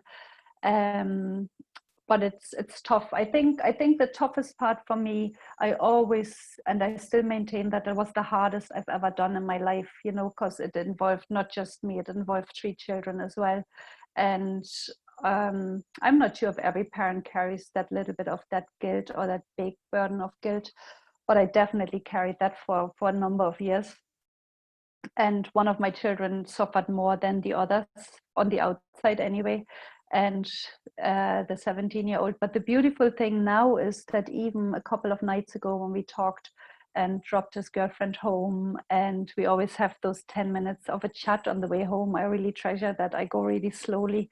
I hope he's not listening to that now. But and we talked about the apartment and everything about that time, and he was angry. He was 9 years of age, and that was probably the most difficult part. And he would have rejected the apartment at the time because coming from a house, you know, even though it was a much brighter and more dry and everything place to begin with. But he just sat in the dark car with me 11:30 at night now and said, I like this apartment, you know. And I thought, interesting, you know. So, but it just took that time for him to come around, you know, to not be angry, to even see, you know, at the time he would have said something like, regardless of us being happy or not, he still wanted us to stay together, which is very understandable for a kid of 9 years of age. Um, but you know, with 17 and maybe having his heart broken the first half time already, um, they are going to see things differently as well, you know. No, absolutely, and um, generally humans don't like change, and they've very No, set no, values and things like that, you know. So yeah. And it's difficult around here as well. I mean, it's more so now that there's other people living, you hmm. know, just with one parent at any given time. But at the time, it wasn't like in a big city. It was like in a small town, and everybody knew about it, you know. And there was a little bit of shame involved. There was a little bit of guilt involved. It took me a little bit to get over myself there, but regardless, I had to do it. So, at what point did really sort of kinesiology start to come into play? I'm not sure if it was 6 years or like, but I got sick after that. You know, I was quite well, started to breathe again and feel my own person. And at some point, I got so sick that I actually thought something sinister is going on. Maybe 6 years ago or so, a couple of years after, and it lasted. Ultimately, it lasted. More than 3 or 4 months. It lasted a long time, and nobody could find anything. No bloods revealed anything. Um, Went to a homeopath. What else did I do? I did a good few things, and I just didn't get better. And it was I've never been that sick in my whole life, and I literally did the morning school run, the afternoon lunchtime and dinner, and in between I was wiped out so badly that I just didn't know what it was, and nobody knew what it was. And I bumped into the homeopath shopping, and she couldn't believe that I hadn't gotten better with what she did for me. And she said, you need to see a kinesiologist, and which I did, because I needed something. And he at the time said, and that I burst into tears because I was so sick that I knew nobody knows how sick I feel, because I tried to get back to work in between, and then I had half a day, but I was green in the face again. They sent me back home, and he just did a couple of weird things that I didn't understand, and pushed a muscle there and touched me here, And then he said, your energy is like about 5%. You're like a bird with clipped wings. And I burst into tears and thought, what? And I thought, that's how I feel, I really, and it wasn't that, but it was probably as well that acknowledgement as well, that I thought, oh my God, somebody knows this is exactly how I am. And I had no idea what he was doing, touching a few things and doing some magic at the time, what I thought. And I went back 3 times, like I went back twice more, and which he said from the beginning in very short bursts, every 4 days or something. And he said, you will feel 80% again by the time we are done. And in a couple of months, you will be what you consider 100%, which exactly happened, exactly how he said it. On the first night after the first treatment, I went home and felt like the next morning, I felt something like, to put a number on, felt something like 35% from 5. That was mind-blowing stuff. And so first I made it my job to get better. And then I made it my job to see what this is. And I just never stopped. I did a foundation course, which is called something like Touch for Health or Balanced Health. So you learn about all the muscles, all the Western knowledge of the muscles and bones, combined with the old Chinese traditional medicine knowledge of the energy pathways and meridians. So you learn some techniques and balancing the whole body, balancing the whole energy system in one round, in one treatment, which is called Balance. Then I did the advanced course, and then I did the biokinesiology course, and never looked back. It really was like, I briefly did 2 courses simultaneously. They overlapped for a quarter of a year. And but I was so wanting to do it. I so wanted to do it. I was at the kitchen table. It looked like a library. I got my first reading glasses in that time. My kids, it felt like my daughter may have done Leaving Cert at the time, and she felt, oh my God, we are studying at the same time, me getting ready for exams. But it just felt so right. It literally was, a door had opened. This is my path. Even how I came to biokinesiology, it was one conversation that I nearly didn't have to make me aware of it. I checked it out, and even the teacher at the time, like, there are 2 wonderful teachers, Elma and Pippa. And Elma, like, I want to be like Elma when I grow up. I always say that. And because I tried to figure out, can I do it? Can I do all those days? And she kind of was so cool and calm. She had, maybe do it next year. But I knew I have to do it, at whatever it takes, basically. And I did. So there was my inner voice, Pete, I think. I love that you found this passion, and it's so common, I think, when people find their fire in their belly, their burning desire, whatever it is, that, even if it means Googling at 2 o'clock in the morning and things like that, that's generally, that's the test, is like, do you find yourself researching your chosen topic at 2 a.m.? Yes. Okay. I think you might be on to your desire. Yeah. Every now and then and then I kind of see myself in the mirror and think, I need to sleep again, because I need to do what I preach. But I just, and it was great. Like, let's say the biokinesiology was the hardest. The other courses, like, same as school, I flew through them, and it just came to me easy. Whereas the whole biochemistry, I mean, you probably can't see it. There's charts behind me that show how hormones convert, and how the thyroid works. And, well, thyroid is quite easy, but let's say hormone conversion and energy production in the body. And it was like, oh my God, what did I let myself into? And to really, like, I was pushed to the limits, besides holding down a day job, besides running a family. But there was never a doubt either. It just felt, I have to do this. And not even I have to do this, I'm doing this, basically, and there was and I was so happy. Like, I don't think I watched telly for 3 years almost, because I was just too busy studying and researching and learning. Yeah. I know. I must say I love that, and I think, well, for me anyway, and the more people I speak to, it's they do seem to get to, call it whatever you want. They get to a point in their life where they want, they only want to do what they want to do, if Yeah, that makes sense, and yeah, their true values. And I know for me, I mean, this is where sort of the podcast came about, and so many people I talk to. But you whether go back to secondary education, whether go back to different things, it's completely different because they're doing it because they want to. And yeah, that seems to be a very different take on that. yeah, yeah. No, I can completely just second that. At some point, I don't know if it is an age thing and experience.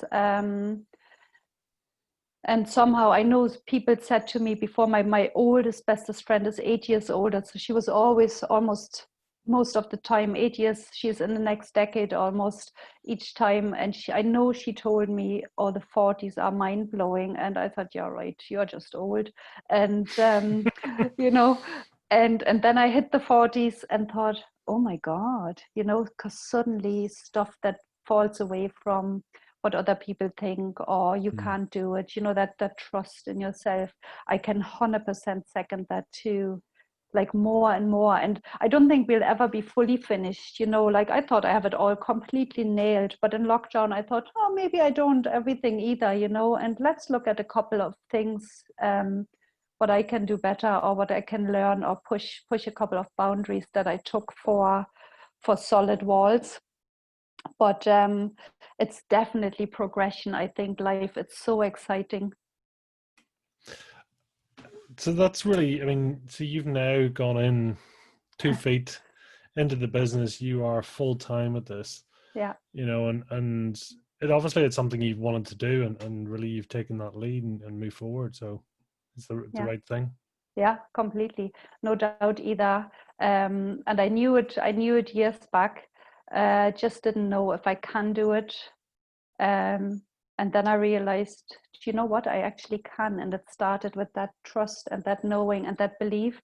And the weird thing was, the minute I believed it and I almost took that as the starting point, I had all those reactions and feedback. I had people coming up to me to say, well, we know you can do it, or you made us feel better then already, or you are so good at explaining, or helping us through this.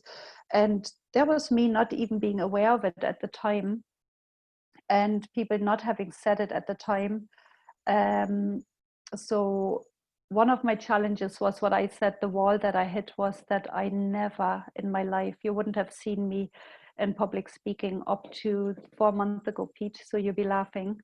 And I was nowhere to be seen, like one-to-ones here in my clinic, I'm in my A game, but to stand up even at a workshop, to speak in front of people, the same thing that I do every day here, that I can talk about till the cows come home. And I would have knocking knees, I would have no voice. But I was so lucky to bump into a girl in Westport, Kira Heenan, and she said, come here, that's not good enough. So I did work with her, pushed the boundaries. She made me, I hated her halfway through it, she made me do Facebook Lives on anything. So I started talking about literally the work, started talking about toxins, started talking about toxic metals, about parasites, which is our daily bread and butter. This is what most people have in their bodies, what needs to come out, and digestion needs to be activated. So I did a few talks that way, and challenging to say the least initially, but on day 4 or something, the switch flicked, and here I'm doing it. I'm talking to you now. I would not have done this in a million years 3 months ago. So that's what I mean with, the minute you start taking one leap of faith and going to that little bit of a road further on what you thought you can do, and then something else builds on top of that. I love that. It is the compound effect, the butterfly Mm. wings, it's, Yeah. you know, and it's all relative too, and I suppose what you do now, it's kind of you do with your eyes shut. Yeah, yeah, Whereas before it was like, this is the biggest thing today, and then your next new big thing yeah, is it is. I mean, even I suppose the fact that 42, 43 years of age, you've actually brought in this whole new career. yeah, There is patterns of seven through your yeah. sort of blocks of Feels like seven that. through your life, and Yeah, that's almost, you're coming to the premium or the high end of the 7 years where it's like harvest time and yeah. learning and things like that. So which I find I find fascinating. The fact that you're sort of, it's like a new moon, or you've come into yourself, Hmm. which is beautiful, to find that Yeah, and to yeah, find that. yeah. I think it's beautiful. I wake up so happy every morning, and I know in lockdown I've seen people commenting on Facebook like, well, you can't be happy all the time, and that is true too. But it's so interesting that I just feel so aligned with what I'm doing right now. It's wonderful, and building on everything. So now I am talking. Now I am already publicly speaking. I'm talking to you. I got a phone call completely out of the blue. It almost is like the universe is meeting you as much as you are making things happen. Suddenly, I got asked to do full day one-to-ones in a family center, to do a course of 6 weeks with an international group of women on good health. And I said yes, just like that. So that is happening probably between now and the podcast is going live and online. So everything builds on, if you say yes to life, I think it says yes back somehow. I don't know how, but it does. It seems to do. No, absolutely. Listen, it's all there. That's what it's all about. Hmm. It's really amazing. Who do you see as your sort of your perfect client at the moment? Who do you think you can sort of really help most? Yeah. Well, what I saw a lot before the lockdown is 30 somethings up to the whatever age, like high age. And so there's a couple of setups. There's a couple of so there's the young mom or the young parent who wants to treat the whole family naturally. And then there's all those who are on medication for a long time or who have been around the block for a long time to check out what's wrong with them. Bloods, everything is clear, but they know something isn't right. So for them, it's almost literally doing the work with closed eyes, but being obviously really thorough. It could be as simple as just there's an old virus lodged in their body that hasn't fully died off. They get over the disease at the time, that which could be last year or 20 years ago, and so they think they're symptom free, and they are possibly. But the virus is in the body. The white blood cells constantly need to hold it down, fight it, keep it small. So your body starts giving out in different areas. So that is my ideal client too, that they almost say, I know I'm not right. I know I'm not right, but I don't know. Nobody can find what it is. So that is where your detective comes in again. This is what we do. We are looking underneath. We are seeing, okay, so we test over here, we test your digestion and we see it doesn't work. So you don't absorb stuff. Over here, we test your thyroid. Oh yeah, that's a bit slow. Then we test all your toxins. So over there's maybe you have a virus, maybe you have from dental fillings, you have metals in your body, and then cross-check everything. Is one of those knocking out the thyroid? Is one of those affecting how your digestion works? And bring it all together and develop a plan for that person or that client. So that was a long roundabout answer, I guess. But and I don't want to say everybody, because that is nobody at the end, but it really is the person who says, I have stuff that nobody can sort and I have tried other Hmm. avenues. So we get a lot of those people, and I love it, because then it's a challenge and it's going somewhere where maybe nobody ever looked. um, yeah.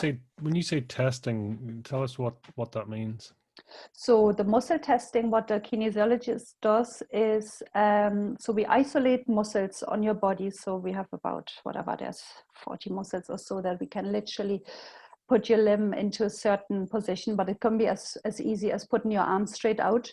And I test the biofeedback of if the muscle is holding strong in its own right. So if that would unlock, if I couldn't hold against the other person's pressure now, that would tell me something already, that there's a weakness in that circuit. So, but let's say it works beautifully, it locks, and then I can unlock it as well. So I can, let's say I can press a button over here, and the muscle would unlock, means for me, okay, that person is not too stressed. I can work with them straight away.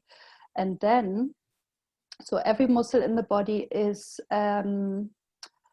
associated with a certain organ, with that, so that's where the Chinese medicine comes in. So the kidneys, for example, have 2 or 3 muscles associated with them. So you test those muscles, or we have a couple of tools. I can test the kidneys, whatever the points on their collarbone are associated with that meridian. So if I, for example, touch them 2 points on a client, or the client touches them, and I take a test muscle, if that goes weak, tells me kidney energy is low. So kidney we associate with detox, with parasites, with toxic metals, with the serotonin pathway. So I'll be looking into all of those things. Sometimes I'll ask a question, do you feel quite anxious? You know, when I know serotonin is low, and they're surprised, they wonder, how do we know, you know? Or I have all those little test vials. It's non-intrusive. I put the test vials on the body, and energetically, let's say a test vial of viruses, different viruses, yeah, like a compound composite virus vial. And if your own body carries viruses from that vial, the muscles will actually go weak. And it's almost your body. It's a little bit of, wow, how does that work, really? But it's beautiful to watch. It's almost your body saying, oh my God, I have enough of that virus already. I have it inside of me. Please don't do that to me. So then I'll be looking for nutrient in my. Those are the purple over there. They're boxes full of little test vials, you know. So then I test all the nutrients. What will help to kill off that virus in your system, for example? What will help to activate your enzymes that I know are low, and you're not breaking down your food? So that's how that works. I mean, it's like an extreme form of listening, but it's listening through muscle. Yeah, I always say we are only translating, because we can pick, let's say, emotional remedies as well. There's, I don't know if you heard of them, the Bach flowers or the Australian bush flowers. So 100 years ago or so, like a doctor in the UK has found that certain plants, you know, how, or what's it called, St. John's wort or so is good for depression, for example. So he has left a legacy of 38 or 39 plants that are around for 100 years that really address emotional well-being. So we can, the same thing, we can muscle test against the emotional pattern in a client, or even against a thought, a particular stressful thought.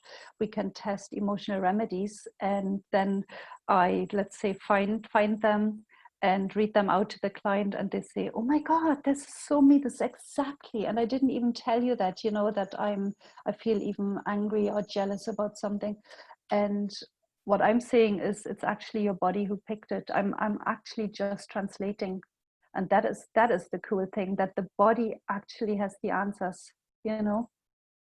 So the client's body tells the story, really. When you say you pick up energetically, is it's sense based? Are you picking up? I mean, how do you pick up? Is it through touch? Is it through Like senses, energy? what I just said about the emotional remedy. Well, that is really when the client is here, and it's the, let's say I put the client with their emotional well-being into a weakness, which is not a weakness, but the muscle is weak. Yeah, so it's Right. just a tool. It's just a test muscle. It's only a tool we are using to translate, and then I'm putting basically the remedies onto the client, and the muscle goes rock hard and really strong and locks. That is the cool thing when you are experiencing it live, because you couldn't make that up. I can lean with my whole weight then on that arm, and it just doesn't unlock and shows what the client needs. So that's so the body picks it up energetically from those bottles that I literally place on the belly. Or it's mind-blowing stuff. In a way, I'd love to show you, Pete, too, because every now and then when you tell it at a party, they say, I'd love to know, and you could do a little party trick. You could unlock a couple of muscles right there and then, touch a couple of points that are associated with organs. Let's say if I see somebody with, let's say we go back to the dark circles under your eyes, yeah. So it could be besides sleep, or kidney energy being really low and excreting toxins, but it could be parasites in your system, and it could be toxic metals from your dental fillings. So you can do a little bit of a party trick there to see if you want it. We are not really doing it, but I'd love to show you is basically what I'm trying to say. No, absolutely. I'm sure we'll get a chance to. I mean, I actually have been to a kinesiologist. That's a good few years ago now. Yeah. And there were certain food groups I was sort of put off and things like that. So there was, yeah, it was interesting. I mean, I wasn't aware at the time how it worked, but I was more interested in the result, put it like that. Yeah. Oh yeah. That's all what people are interested in. And what I found with the biokinesiology, why I knew there was some missing link yet, and I needed to study one more, basically, not for the sake of it, just for, I was just looking for another answer there. And I think biokinesiology is the one strand of it that tests for how your digestion works. You could test a lot of foods, and it may not be a food problem. If you are taking off foods, like 12 foods or something, it's probably actually not the problem. It's that you are not digesting that food, so you have a digestion and absorption problem. And ultimately it may be only one food or no food or two max or so that are really a problem ultimately when everything is working in your gut again. That's the aim anyway. Yeah, that does make a lot of sense, because I was put off 4 food groups, and but it's difficult, isn't it, for people? It's definitely difficult. I definitely usually it's 1 or 2, if at all, and but those are crucial, and you need to bring it home that if they do it for a month or 2, and even then it can change. You just need to fix the gut, and it all comes down to that at the end. Absolutely, it's amazing. The gut is, gut instinct, Big, gut feeling. There's so much in that. As a brain in itself. Tell us, what do you think your superpower is? Oh, my superpower. Let me think. How long have you got? No, I have to think, Pete. Give me a minute. My superpower. I think I can hear things, like really hear things, and see things that people are hiding. Ooh. Yeah. Can you explain? Well, I could have gone obviously into the Marvel superpowers as well, but I just couldn't come up so quickly with anything. So you really caught me on the hop. But I think for in real life, that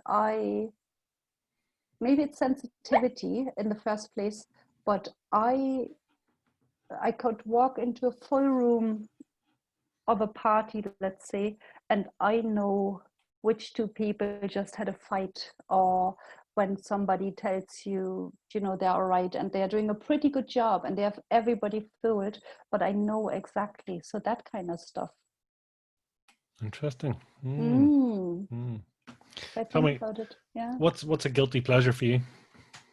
Coffee. Definitely coffee, I have to say. And coffee does show for people. It knocks off stomach acid. And there's me, then there's the biokinesiologist in town sitting with her double espresso. Yeah, definitely coffee. I love it. What's your poison? Besides coffee? No, when you're ordering a coffee, what's your go-to? Double espresso. Nice. Double espresso. I love it. Yeah. And we have this gorgeous coffee shop in town. They're Hungarians. They roast their own coffee, Mm. and oh, you couldn't make it up, Beautiful. And then for leisure and pleasure? Pleasure and pleasure. I do love reading. I still love reading. But there's something like during the lockdown, I reconnected with nature more than in the last 5 years, really, because I was too busy with everything, with studying and working like twice. So, and there's something about water. I just love being besides water. So if you give me a day off, I'll be by the sea, and I could be on my own. It doesn't matter who's with me or not. And I just love to be by water and just hang out there. Yeah. And walk. Wow. I love it. Mm. I Mm. love it. And Columbo's dog? I still do, did you Google it in the meantime? Go on. I know what it's called. It's Go called on. Dog. Oh, yeah. Brilliant. I forgot about that. Yeah. Great stuff. So it's it's just like give us a quick rundown of all the jobs you've had. So I so far of all the ones I got, so the social worker, picture framer, bookstore clerk, turf stacker. What else do we have in there? Well, I tell you my very first one. I had my eye on a jacket in East Germany, but there was one shop where there was Western goods, but it was nightmarish prices basically. So only in Berlin, I think. And so I was 14 or 15 or something, and it was something like 300 something marks of, like Eastern marks. It was Jesus. It was half a month wage or something. Hmm. So anyway, I went off that summer in school, and I went to the factory in East Germany behind the wall that produced bread on a conveyor belt, right? And my job for 3 weeks was, so there was the bread forms, molds, whatever, and the dough in it. And my job was to put the little paper sticker that says maybe rye bread, 3 days old, to put it onto every bread that passed by.